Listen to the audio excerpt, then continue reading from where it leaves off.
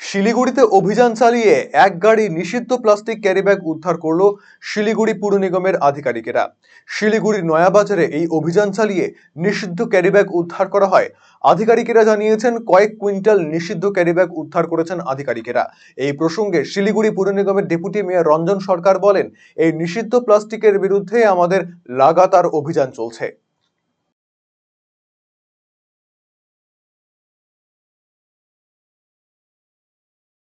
এটা তো আমাদের চলছে, এটা ধারাবাহিকভাবে আমাদের চলবে। ক্যারি ব্যাগের বিরুদ্ধে, সিঙ্গেল ইউজ প্লাস্টিকের বিরুদ্ধে, এবং আমরা ইতিমধ্যেই বলেছি যে যেখানে খোলা জায়গায় মাংস কাটা হয় সেটাকেও কভার করতে আমরা বলেছি বিভিন্ন বাজার কমিটিকে। আমরা দেখছি সেটাও হচ্ছে না ঠিকঠাকভাবে। এবার থেকে সেটাও আমরা অ্যাকশন নিতে শুরু করব। প্লাস্টিক মজুত করে রাখে, খবর এলে পরে আমরা নিয়ে আসি, কিন্তু এটা কোনো স্বাস্থ্যকর বিষয় না, এই চোর পুলিশের খেলাটা বিষয় না। ব্যাপারটা আমরা চাইছি যে মানুষ একটু সকলে বেরিয়ে এসে এটার বিরুদ্ধে প্রতিবাদ করুক।